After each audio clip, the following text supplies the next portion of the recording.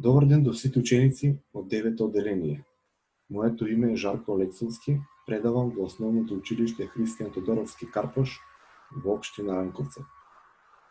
Во следните 10 минути, заедно со вас ученици, ќе реализираме онлайн лекција по предметот географија за 9-то одделение.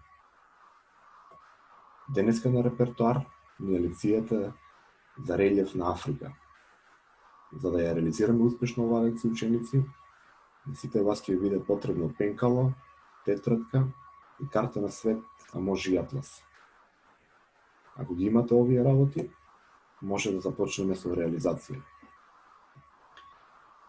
Лекцијата ќе ја почнеме ученици на тој начин што во разговор со сите вас ќе треба да ги разграничиме следните работи.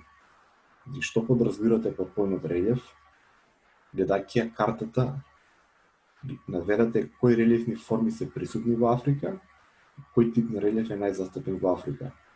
Значи, во разговор со сите вас, ги разграничиме овие работи, и тоа всушност ќе отвориме денешната лекција. Потоа ќе продолжиме за релјефот на Африка. Значи, релјефот на Африка ученици го представува поголем број на пространни висорамнини.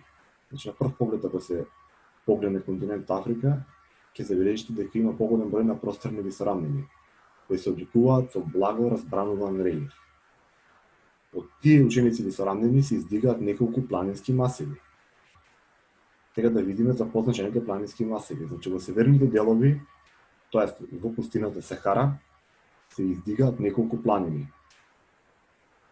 Тоа се планината Атлас, Ахагар, Тибести и Дарфур.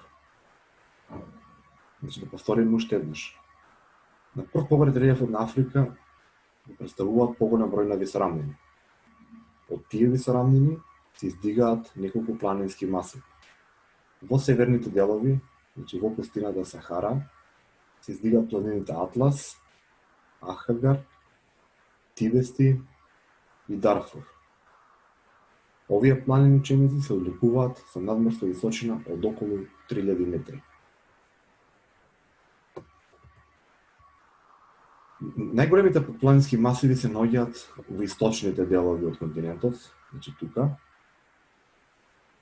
Такви ученици се етиопските планини,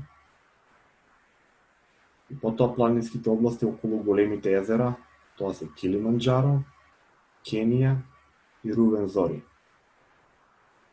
Овие планински масиви се обликуваат со височина од околу 5000 метри.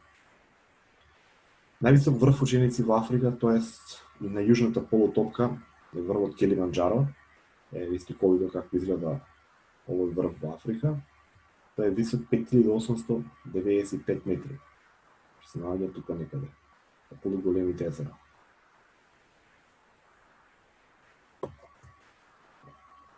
И сега да видиме за друга карактеристика за релјефот во Африка. Значи, посебна и особена карактеристика за релјефот во Африка се пустините ученици. Најголема жешка пустина на земјата е пустината Сахара. Што е оваа тука пустина? Од останатите попознати се пустините Калахари, Намибиската пустина и други. Сахара е карактеристична ученици и зафаќа северните и западните делови од Африка и се простира на површина од околу 7 милиони километри квадратни. Всушност, нејзината големина потсеќа на големина од некои од континентите. Самата пустина Сахара, да е одвоено копно, би била голема како еден континент. Температурите тука достигнуваат и до 56 степени Целзиусови на сенка, а средното количество на врнежи е помалку од 7 см дожд, при што во највлажните реони може да падне дожд дури 2 пати неделно и потоа со години да нема ниту една капка. Што е за оваа пустина Сахара? Значи, ова уште еднаш го повторим ученици, пошто е многу важно за континентот Африка. Значи, особена карактеристика за релјефот во Африка се пустините. Најголема жешка пустина на земјата е пустината Сахара, што ги зафаќа западните и северните делови од континентот Африка и се простира на површина од околу 7 милиони километри квадратни. Туку ученици температурите во оваа пустина изнесуваат до 56 степени Целзиусови на сенка, а средното количество на врнежи е помало од 7 сантиметри. Тоа би било, ученици, се за денешната лекција за релјефот на Африка. Сега тука може да го стопирате сите оваа видео, да ги запишете овие 5 прашања во вашата тетрадка и да дадете соодветен одговор. Кои релјефни целини се карактеристични за Африка? Да ги наброите поголемите планински масиви во Африка, кој е највисокиот врв во Африка, на карта да ја покажете територијата на пустината Сахара во Африка и да ги најдете другите пустини во Африка, Намибиската, пустината Калахари и останатите. Кога ќе одговорите овие 5 прашања, ученици, ќе ги презентирате пред вашиот предметен наставник од соодветното училиште. Со тоа всушност вие сте и совладале денешната лекција. Ево, ученици, една слика од пустината Сахара. Ови се песочни диви, песочни диви се издолжени песочни белини во пустини, кои настануваат со таложење на песокот при дување на ветер.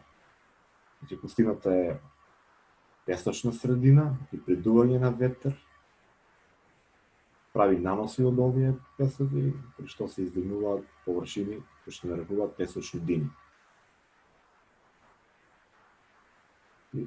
Исто така карактеристично, ученици, за пустината Сахара е местата кај што има количество на вода, кај што има живот, тоа се всушност оазите.